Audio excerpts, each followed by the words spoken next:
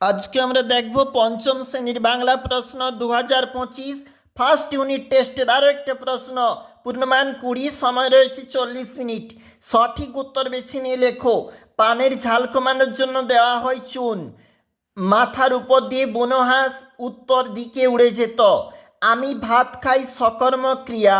হাবুর মেজদা সেজদা উভয় মোট 18টি পশু পোষেন, অথচ কিন্তু বা এগুলি হচ্ছে একটা অব্যয়। পাখির কাছে ফুলের কাছে কবিতাটির কবির নাম আল মাহমুদ। বুনো হাসির ডানায় শোঁ শোঁ শব্দ শোনা যায়। হাবু পাগল বলেছি তার সেজদাকে।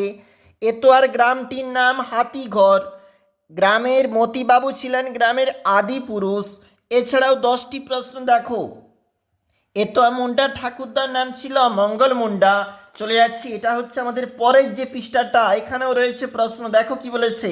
সন্ধি কর ক্ষুদ্যোগ নিবৃত্তি ক্ষুণ্ণিবৃত্তি। বালক রবীন্দ্রনাথের প্রধান ছুটির দেশ ছিল বাইরের খোলা ছাদ। অর্থলেখ নালিশ, উত্তর হবে অভিযোগ।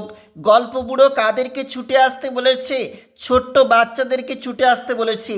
পাখির কাছে ফুলের কাছে কবিতায় চাঁদকে তুলনা করা হয়েছে গোল ডাবের সঙ্গে। হাবু ও তার দাদাদের পোষা মোট পশুর সংখ্যা 175টি।